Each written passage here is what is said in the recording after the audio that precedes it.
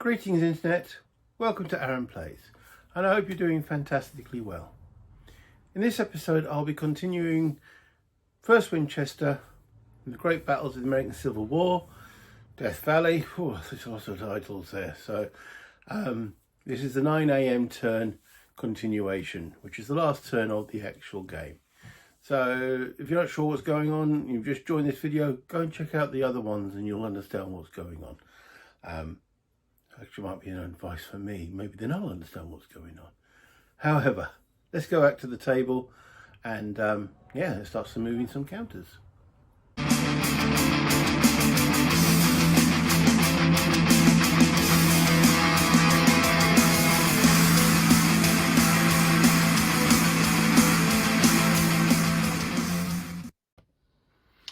Okay, so far we've had two Yankee or Northern States activations and one Confederate rebel activation. We've got a few left, or quite a few left in this cup. So drawing the next chit out, and it is Ewell.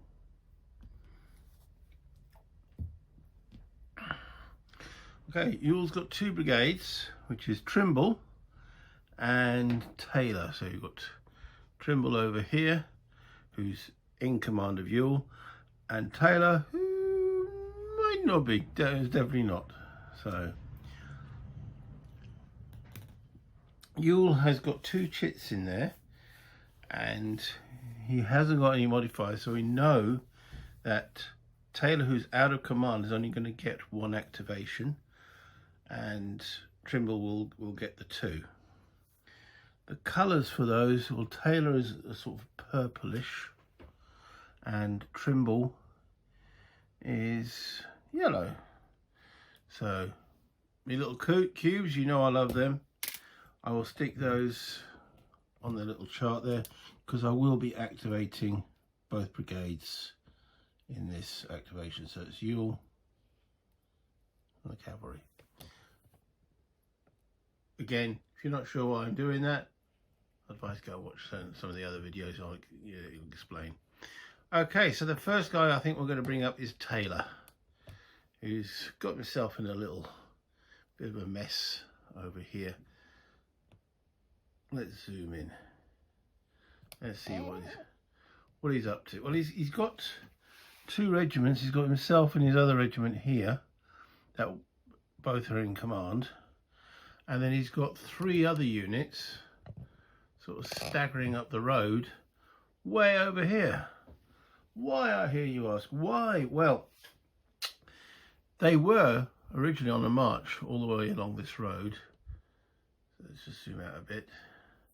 Coming along this road and got to about, well, the lead regiment got to about here when they were back there. And John, at that point, tried to change their orders, and he got the 1 in 10 result that he didn't want, which is called loose cannon. And when that result comes up, you go by the rating on the commander, who Taylor is aggressive.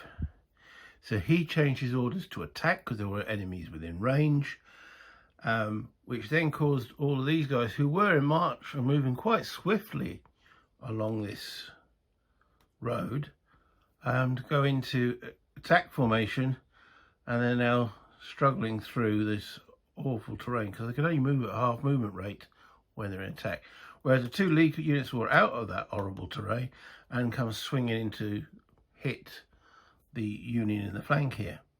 Well, it's gone a bit horribly wrong because he's coming piecemeal, isn't it? His brigade is effectively two combat units. So, what to do?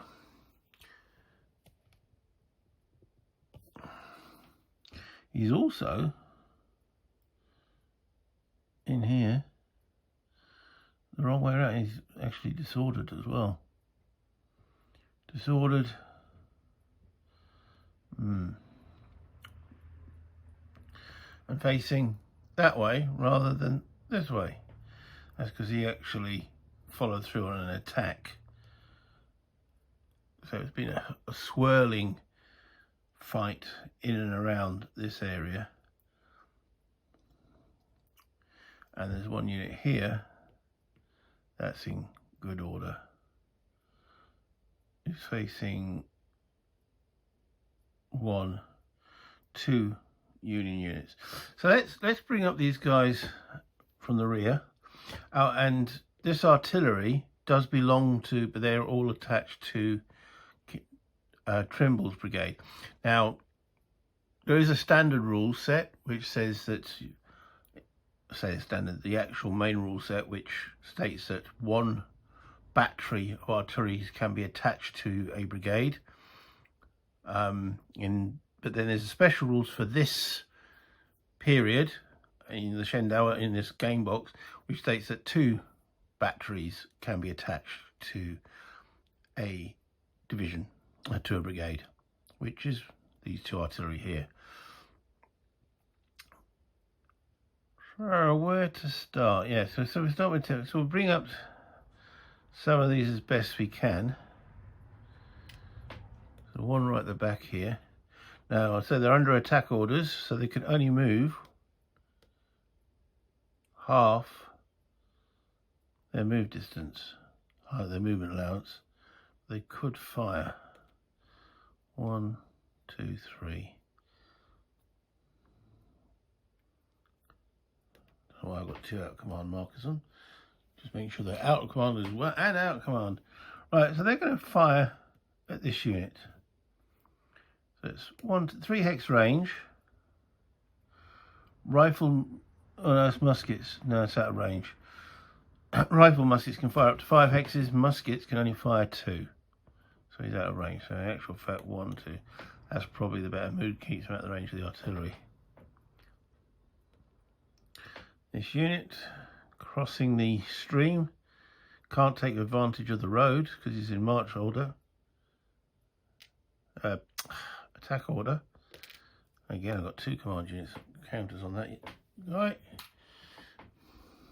So +1 for the stream, so it's 1, 2, 3. So bring them up. They're pretty much not going to get much action in. And then there's 1 right at the back.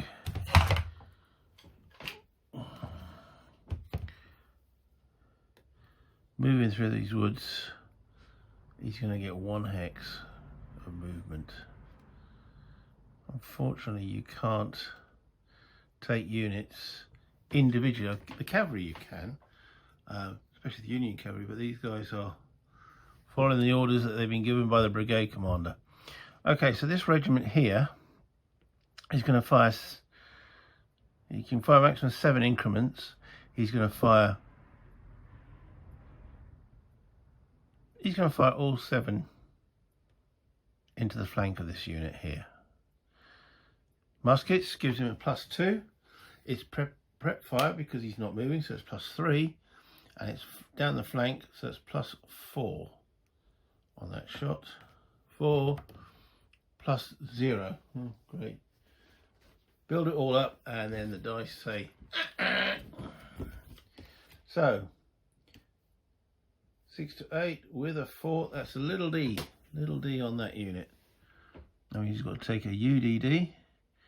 His morale is 7. The commander makes 8. And they rolled bang on the button, 8, which is good enough. So then this unit, I say he is disordered and facing the wrong way around.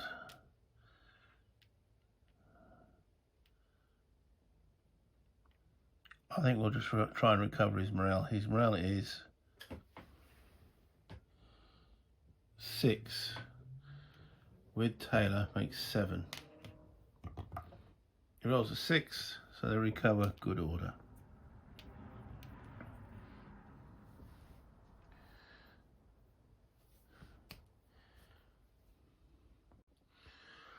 And just checking a rule there, when you pass a disorder check, you can actually change the facing one vertex.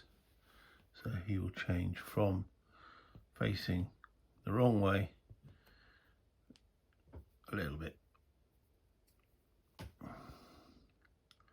to there. Okay, so that's Taylor's brigade. If we wanted to shock here, we'd have to shock here as well. I mean, it's a strength of 10. How many Union have we got here? There's 6. No, it's a bit risky. No, we will not declare a shock there. Okay, some artillery. So we're moving over to Trimble. Let's actually open up. These artillery haven't been firing for the last couple of turns because it's been foggy when you couldn't see more than 2 hexes. So 1, 2, 3, 4, 5 hex range. And we've got is that TB? H. Okay,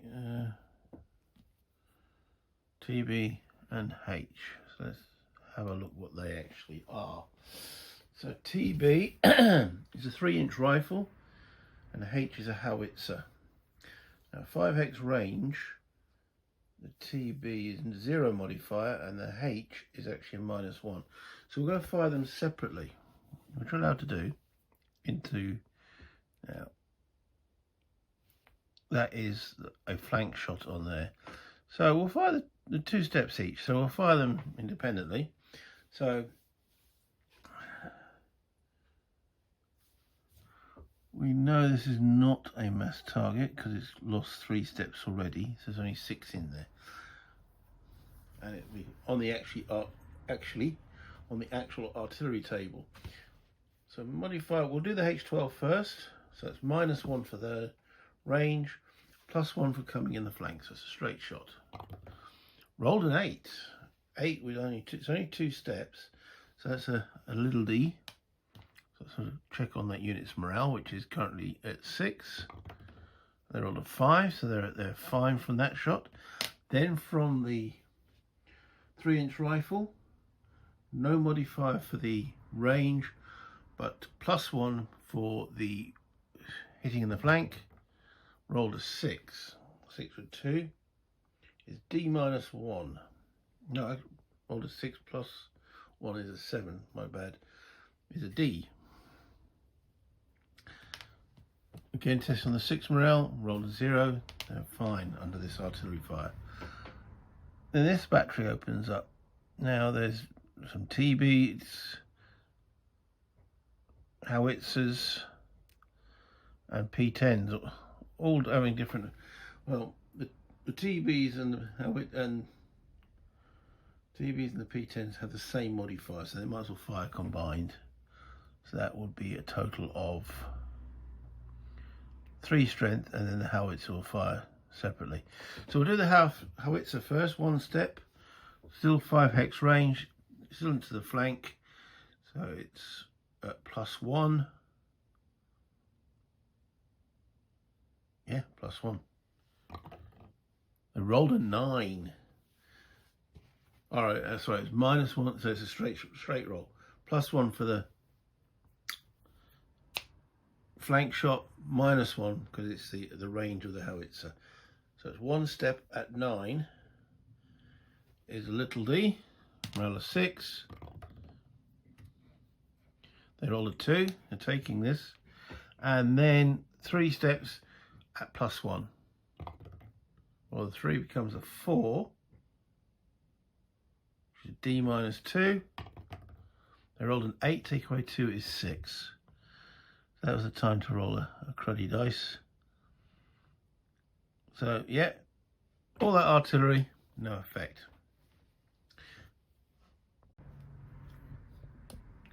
Okay, so now moving over for Trimble.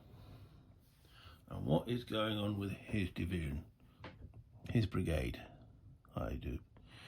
Okay, so a couple of units here, Yule sitting in the woods with the unit. It's out of ammo.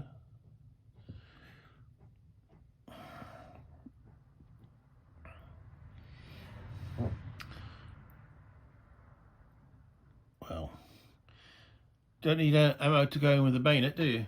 Let's go in with the bayonet and do a charge.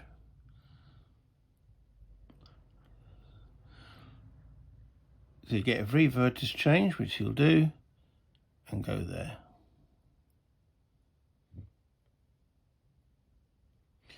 You will not be going in. He's heard what happened to Jackson a couple of hours ago, and decides that discretion is the other point of valour. Trimble's unit itself is currently disordered and is low on ammo. You can attempt to recover from disorder adjacent to an enemy unit, but you can't recover ammo. So, but he's going to try and do that. He's going to try and recover his morale. So his morale is 6. Trimble himself makes it 7, but because it's adjacent to an enemy unit, makes it 6 again. The roll of 4, so they recover.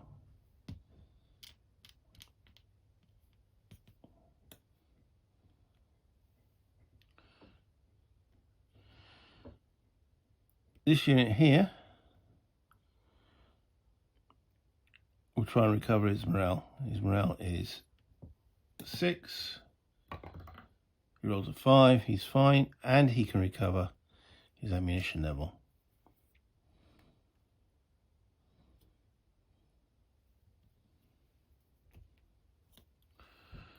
Got a unit over here.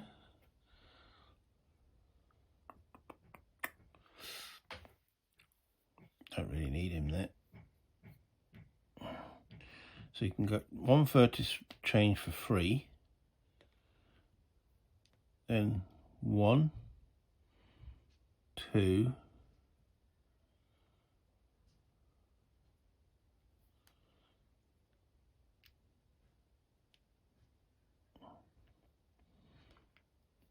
3.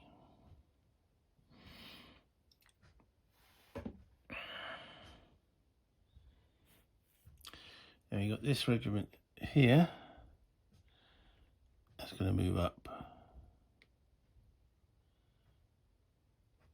and fire this huge regiment. Okay, so he's got rifle and muskets. So that's +1. Can't get prep fire because he moved.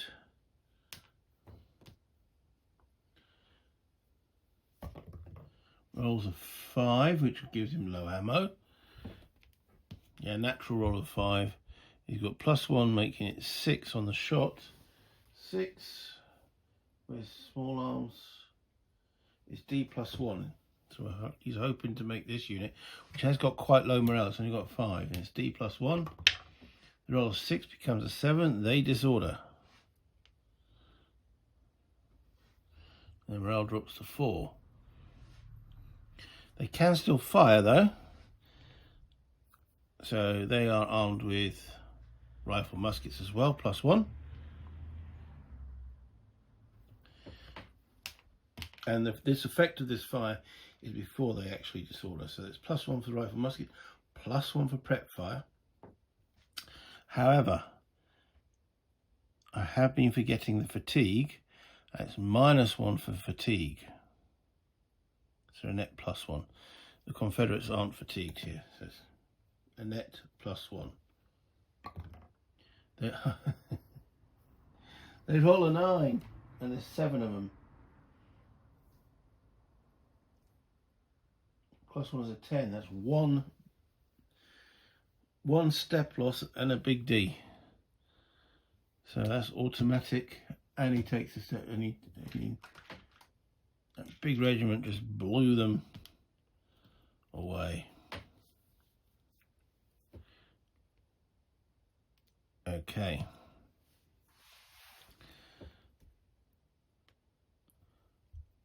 And that's Trimble's, apart from the shock here. So they declare This here is coming in as a charge. Declared a charge on that. There are somewhere in this counter mix infantry charge markers. I always struggle to find them.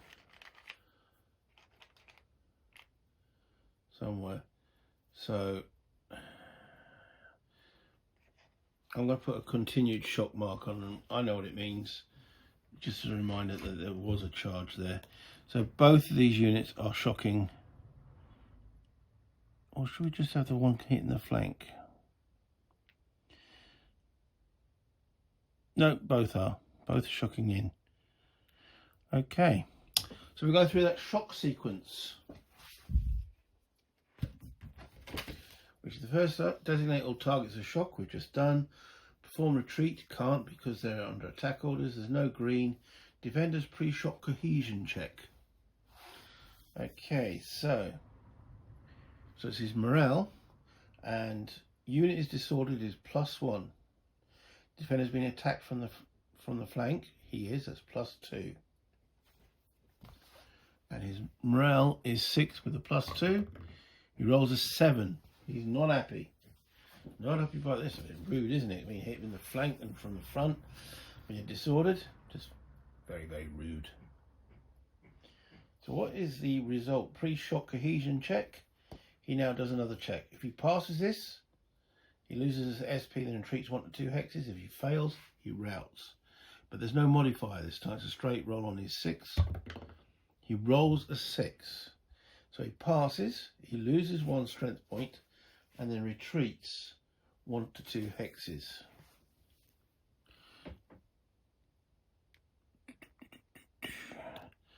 So 3 becomes a 4. And he's falling back 2 hexes.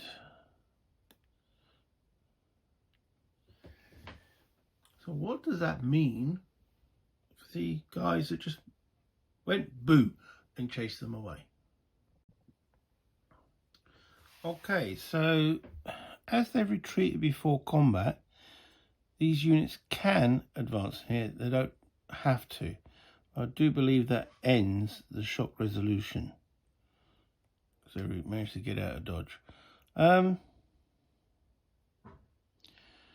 We know there's an enemy gun sitting here. Do we really want to sit right bang in the front of his firing arc?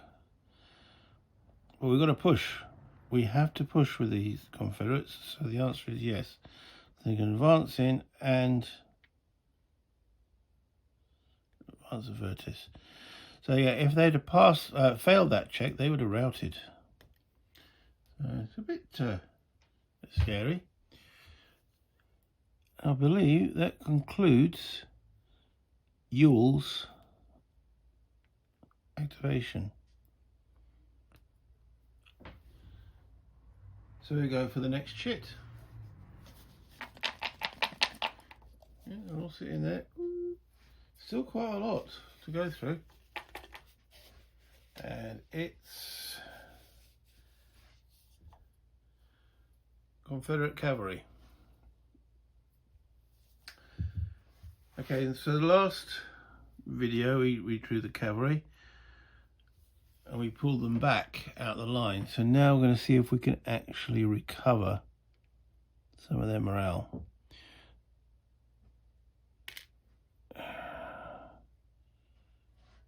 They're currently dismounted. And we pulled them back 2, didn't we? So yeah. Right, oh, their morale's awful.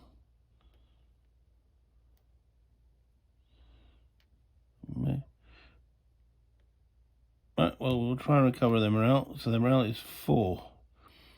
The leader, 5. Roll a 6 on the bottom unit. Rolls a 4. So the bottom unit recovers. Top unit didn't.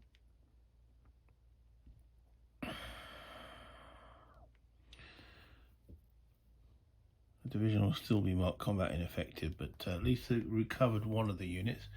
And that's it. That's all the cavalry can do.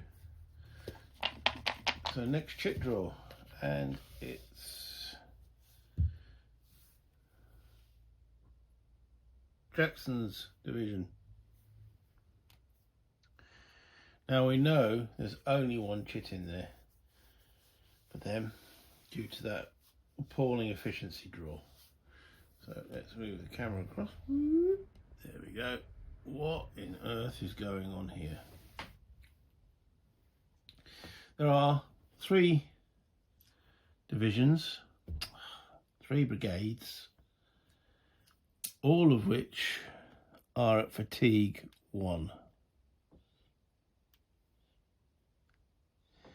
So I'm going to put a fatigue 1 in front, right in front of my nose, hopefully to remember it. Okay, hopefully. So we've got white, yellow and green, so they're all going to activate. And we will start with Winder's Brigade, which is in the white here. And we can see it is in an absolute shambles. 1 fresh unit, the rest are disordered. Actually, is that the best brigade to start with?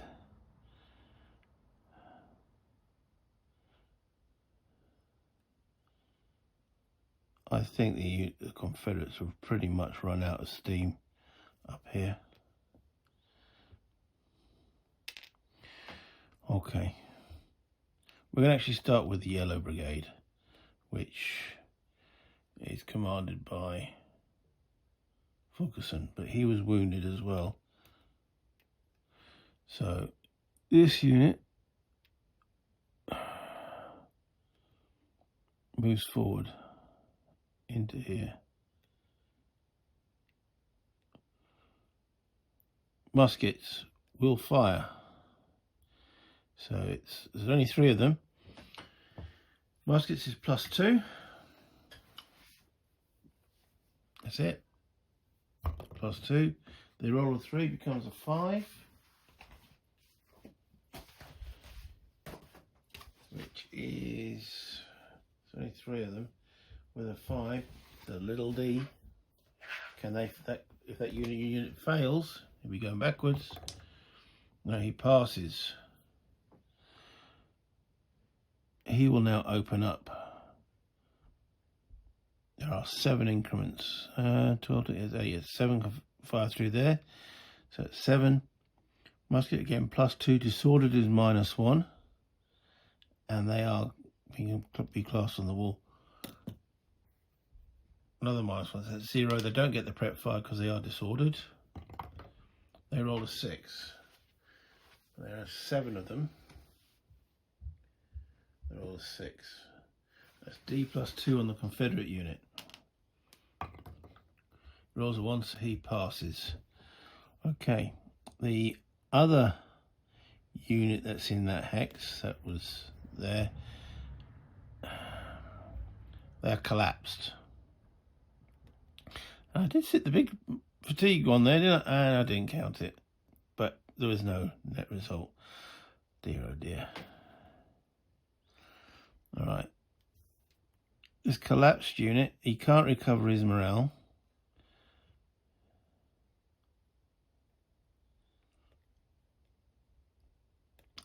So he's just going to sit there at the present moment.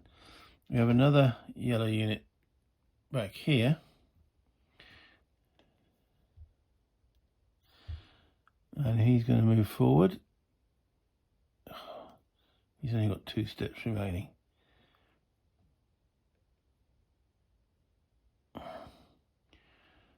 We have an artillery here. They're going to fire first. So that's 4 steps into that unit there. They are armed with L. So that's the smoothbore at a range of 1, 2, 3 hex range. No modifier. No terrain. And it'll be firing on the small arms table. There's 4 steps. They roll a 6. 4 steps. D +1 on that unit there. They rolled an 8, which becomes a 9. That Union unit fails. his morale check.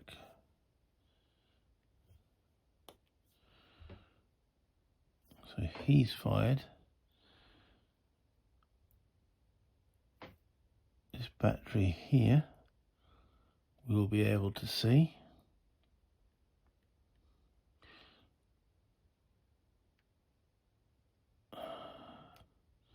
L's and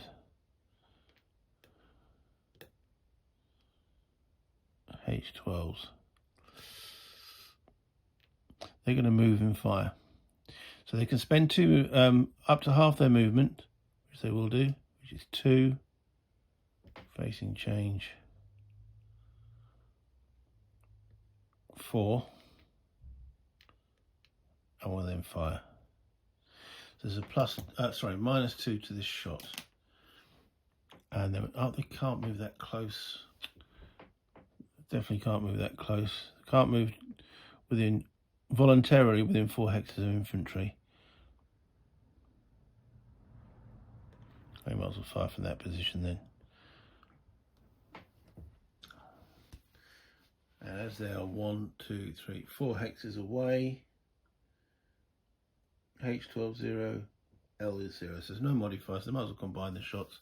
So that's 3, 4.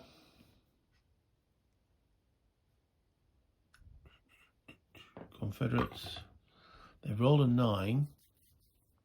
Modifiers to that shot. It's not flank. So there's no modifiers. It's a straight 9. 9 with 4 steps. That's artillery. So D plus 3. They rolled an 8, which means they failed. Which is that now 1 SP, 1 strength point. Okay. I've got to retreat 1 to 2 hexes. Alright, so that 6 becomes a 7 loss.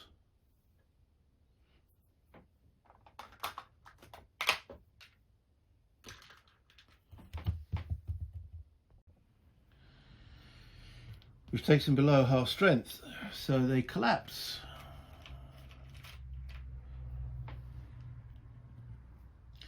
The leader must take a check because he was in the hex. On a 0, he's okay. So on a 0 he fails, anything else is okay. So they've got to retreat from there. They can't retreat into this hex because it's the front of this. They can retreat into there because there's one of their units already in there. But they will cause a UDD on this unit. But that is their only option. I'm just using the leader counter before I move the stack. So they go into there for 1, and then into there for 2. And the unit that's just been gone through takes a UDD. So their morale is 6. 5, they're okay. They're not happy, but they're okay. All right, so that was artillery. So now we will move this brigade up. And he can go 1, 2. He's only got 2 steps. But hey ho. Fires into there. Bold as brass. So there's muskets plus 2. They don't get prep fire. They rolled a 5, so they go low ammo. So 5 becomes a 7, but only 2 of them. It's only 100 dudes. Roll a 7. That's a little D. Check on that Union unit. He's morale 6. He rolls a 2. He's fine. He looks at these 100 men and says, what are you guys up to?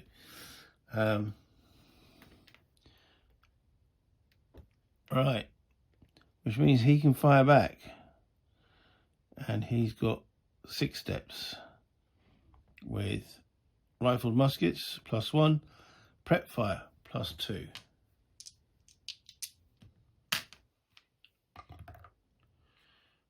he rolled a 9, but I'm forgetting it again.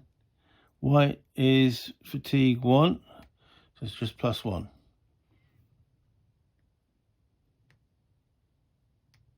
I seem to be intermingling who I remember for fatigue and not for remember. Okay, so it's just a 10. Just a 10. With 6 steps. That's one big D on this guy. So he now, that 2 becomes a 3. He collapses.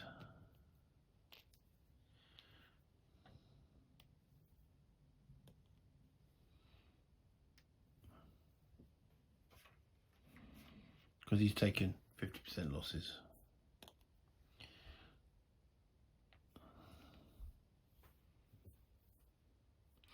There is a yellow. That's a green. That's a green.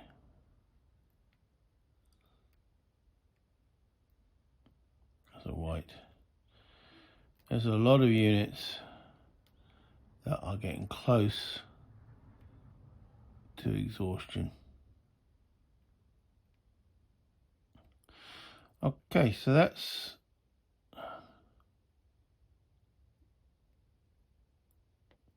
over to the White Brigade.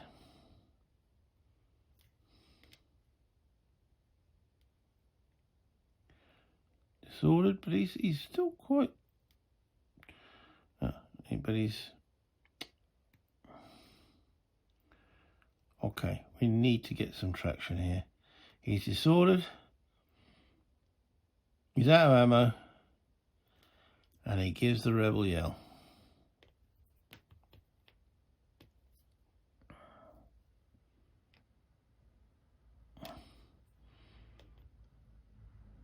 In they go.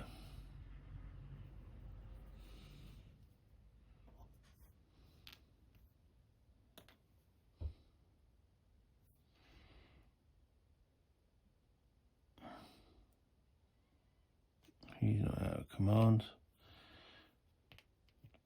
He's also disordered. But they're good morale troops. So changing facing assaults that cavalry. The divisional commander staying where he is at the present moment. I'm probably going to move him back. So he comes up against that cavalry unit and gives them a squirt. So he's got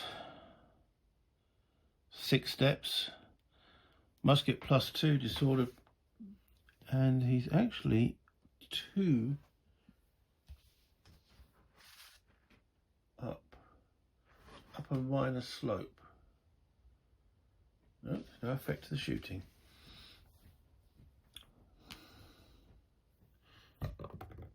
He rolls a 1. I doubt that's going to do anything.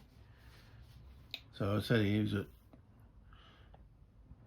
muskets 2, fatigue 1, disordered 0. 0 is with 6. He rolled a 1. That's D -2. Now that cavalry unit has got quite brittle morale. So he got morale of 4. He rolled a 1. He stood. He's got carbines, so he fires his carbines aren't great. Carbines have got 0 modifier, but they can prep. He hasn't moved, so he's at +1. +1. Rolls a 0. No effect. But that rebel unit is coming up there. He didn't charge because he fired. I don't know that. Well, that's my Alexa joining in. Just turn off the Alexa because we don't want her to keep on butting in, do we? Dear, oh dear, oh dear.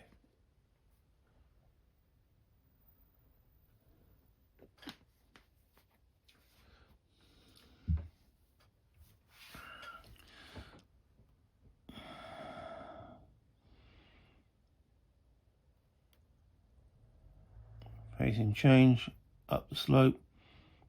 He's going to come in as well.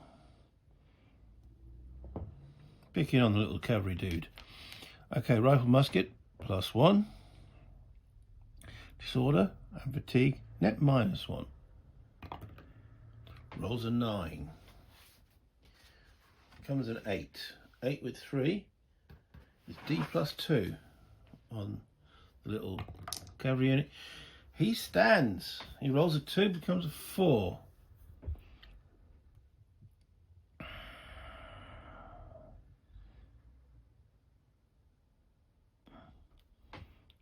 One, 2,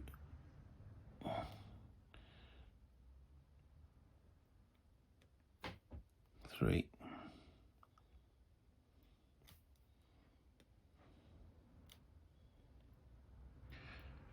Muskets +2. Wall +1 and fatigue 0. So it's 2 0. Roll a 1, no effect. The collapsed dude had 9. He's only got 4 left. Yeah. Rifle musket +1. Disordered 0.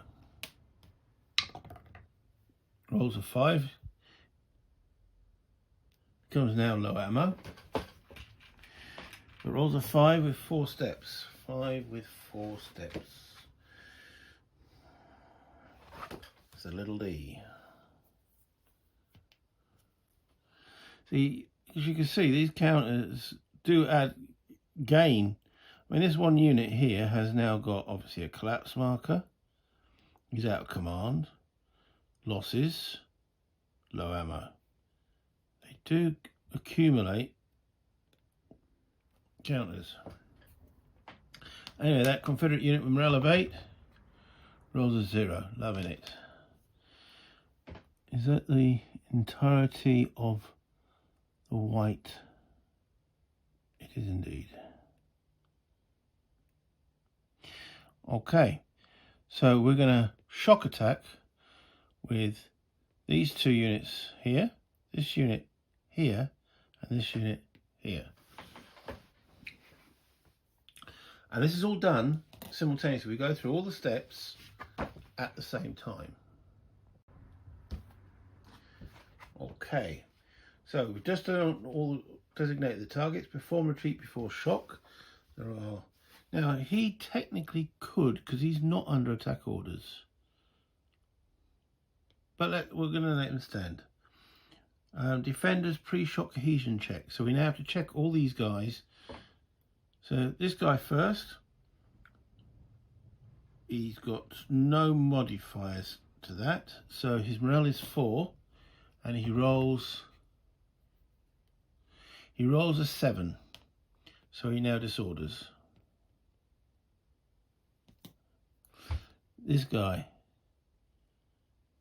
he's got a morale of 5. He doesn't get, even though he's collapsed, he doesn't get any other modifiers, I don't think, but we'll see. Let's roll for him. He rolls a 3. Unit is disordered, gets +1 for that. So that makes it a 4. Can't see anything, so he actually stands. Okay, and then this guy being hit in the flank. So he's got +1 for being disordered and +1 for being attacked in the flank. He rolls an 8. So he's not happy. Second pre-shock cohesion check. He does another check. If he passes, and this is straight without modifier, straight on that 5, then he loses an SP and retreats 1 to 2 hexes. If he fails, he routs. He rolls a 5, which is a pass. So he takes another step loss. That 4 becomes a 5.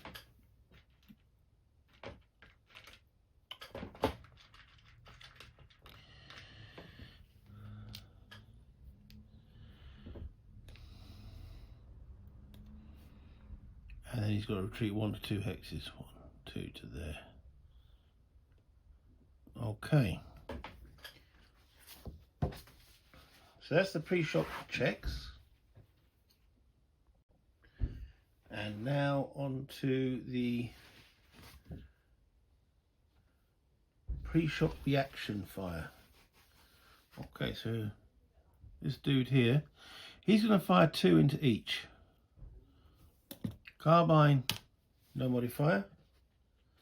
He's now disordered, so that's net -1. So against this guy, -1. Rolls a 2, becomes a 1. There's only 2 steps.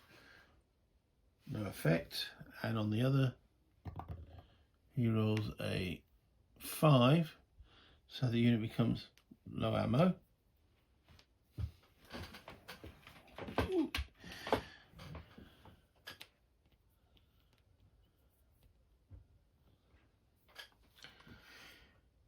Rolls a 5, -1's a 4, 4 with 2, D -2.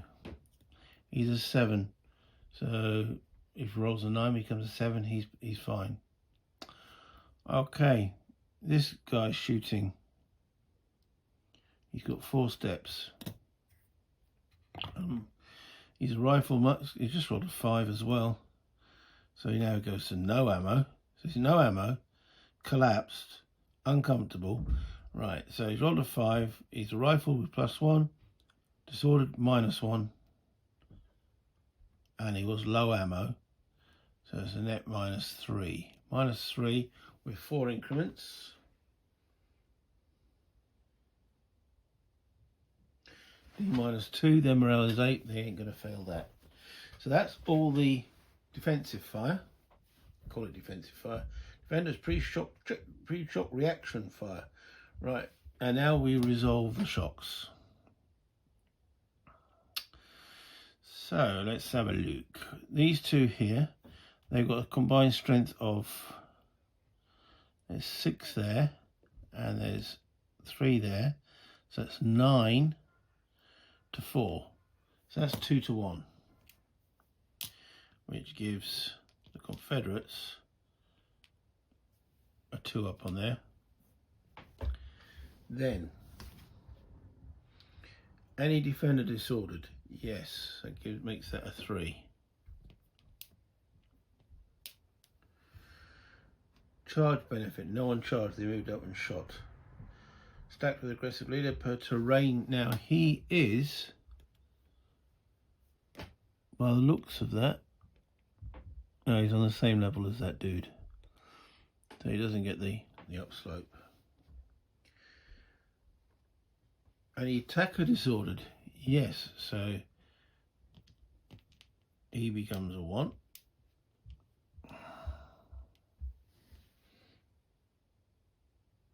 Attacker has no brigadier. They're not being led in by their brigadier, so that goes to a 2.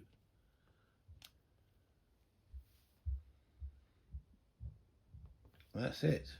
So it's a net +1. So even with the quality there, it's down to this roll. So net +1, roll of 4 becomes a 5.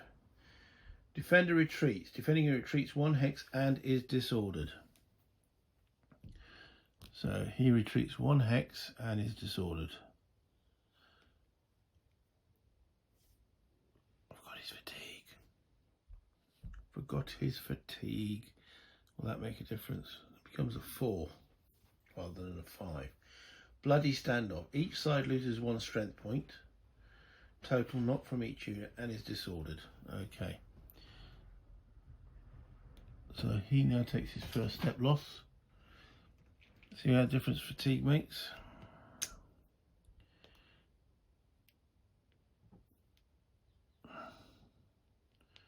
Oops. And the largest unit here will take the step loss. Doesn't say you have to do that, but that's the way I normally roll.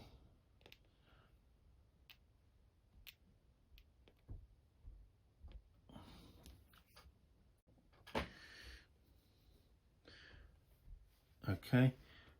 And they're all disordered. So they're all having a second case disorder. More than 1 unit is involved on one side. Apply the step loss to the unit with the highest cohesion rating.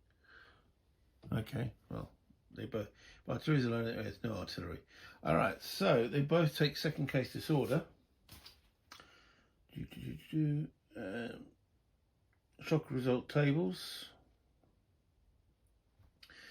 All got to roll UDDs. If they pass, they lose 1 SP and retreat 1 to 2 hexes.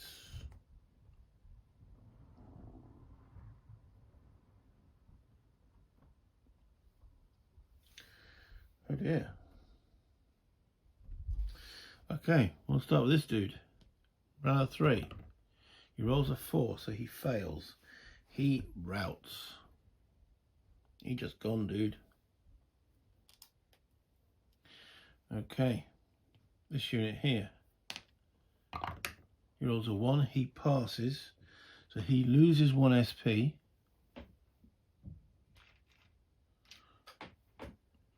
See how quickly these units take losses and retreats 1 to 2 hexes. 1, 2. I'll just retreat the 1. This guy, he rolls a 6, his morale 7, and he suffers the same result. That 4 becomes a 5. Oh dear. He falls back 1 hex, and he actually collapses because he's below half strength. Right. This into here.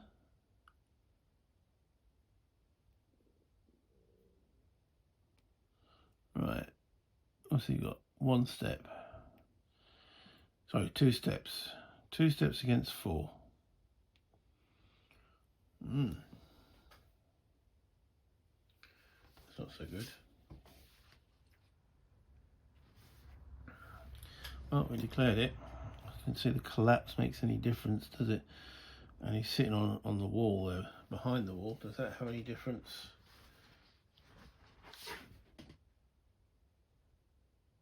Yes, -1. All right. That might not have been a good idea. Odd ratio benefit actually goes to the defender because he's got 2 to 1 or 1 to 2. It's 2. Any attack defender disordered, yes.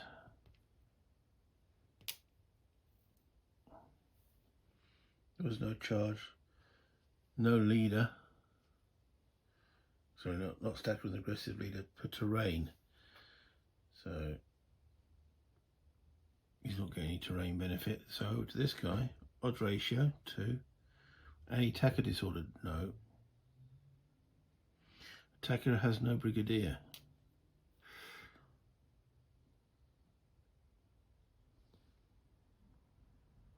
And that's terrain chart.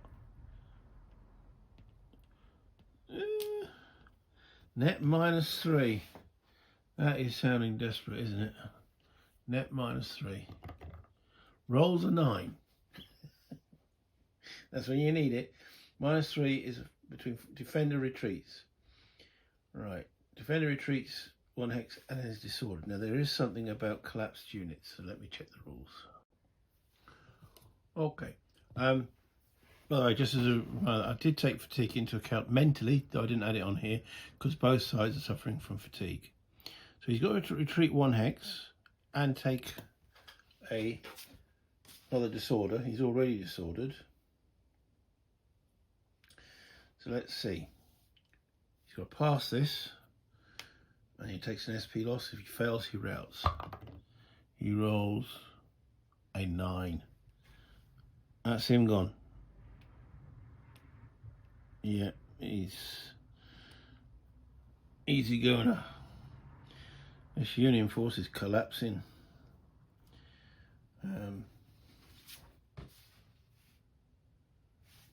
Okay, and he can advance in.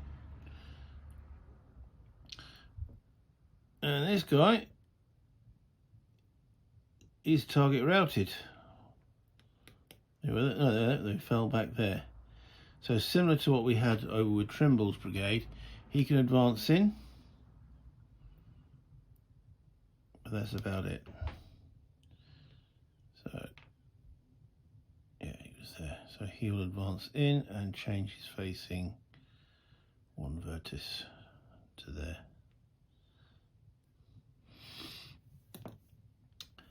Then I'm going to mark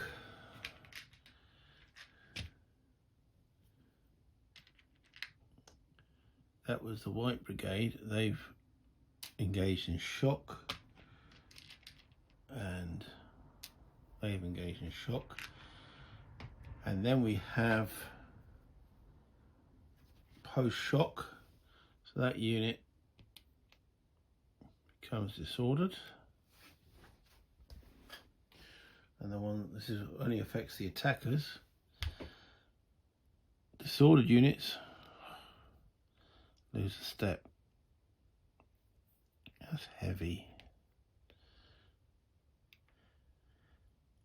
Essentially, it means these units are they're not having any fun anymore.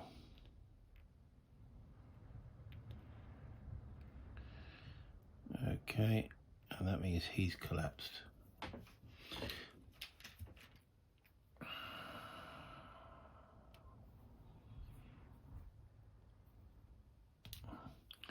These actually did not participate in any shock. They ran away before, so they don't take a post-shock. Additional auto disorder, but they still count as being involved in shock. It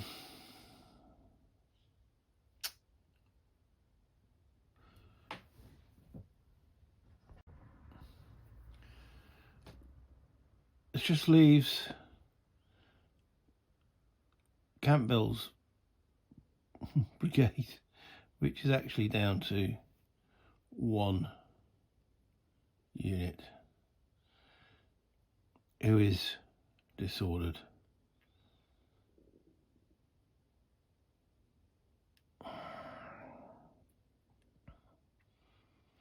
We know they're only going to get one activate. He might as well try and recover his morale, which he does.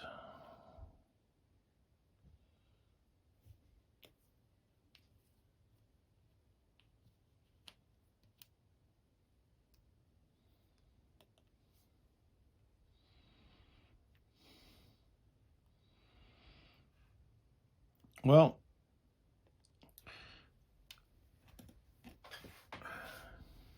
that pretty much finishes Jackson's, and they've only got one activation.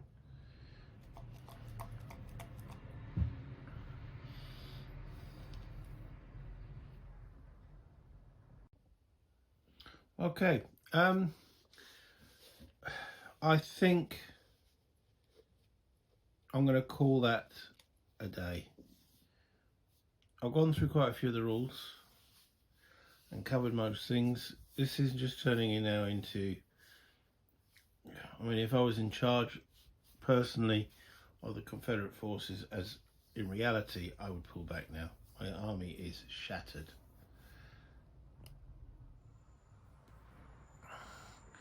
We just lost Jackson and Fulton, and we are taking considerable losses on some of these really great units. The Union forces, yes, they're getting depleted, but they're managing to just hold their ground. So I think it'd be time to pull back.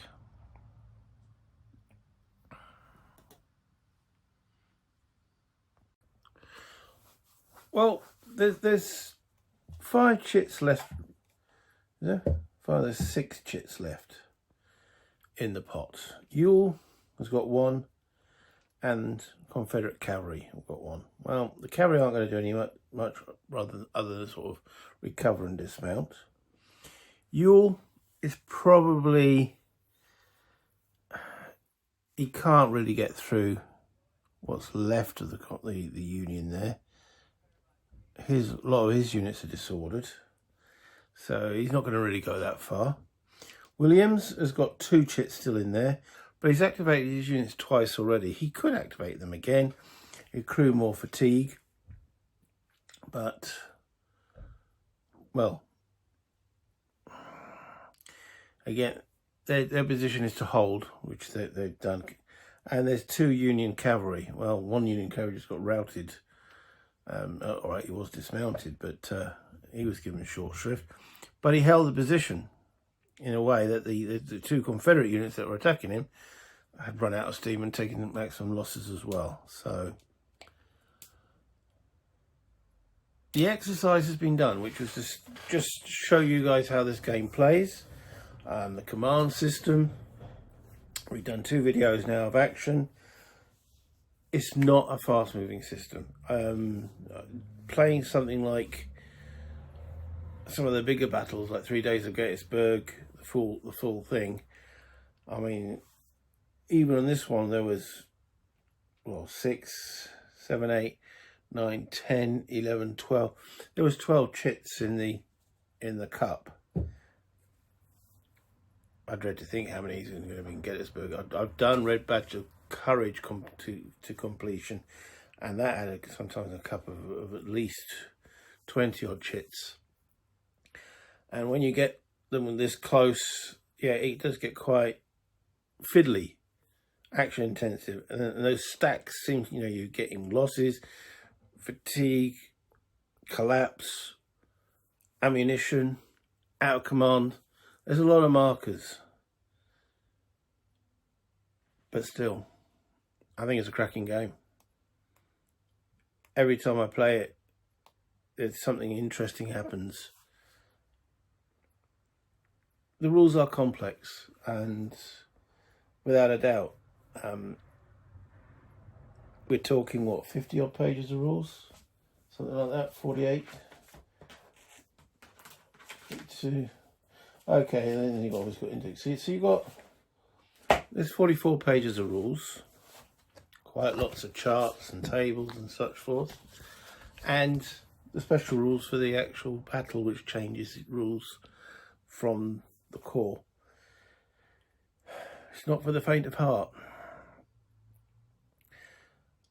It's taken 4 sessions for my face-to-face opponent to get his head round what's going. And we're constantly, I would say constantly, we are referring to the rules a lot. It does take a long time to internalize. I've been playing this system on and off for quite a few years, and every time I do get back into it, the rules have been updated, and there's the subtlety of the changes in there, but it still creates a good game.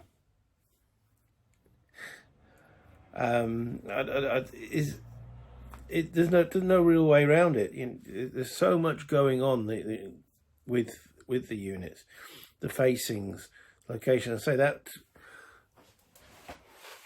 Jackson's division, the combat around there, 3 brigades attacking 1. You'd think that would be a done deal, but it's not, because those Confederate units, though excellent quality troops, are brittle because they're quite small, so they collapse quite quickly.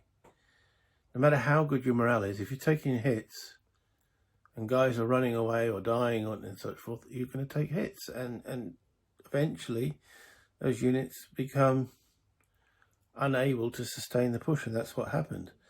The Union in that area now are down to 2 effective regiments facing a whole host of Confederate units, but the Confederate units are shattered. So it doesn't really matter.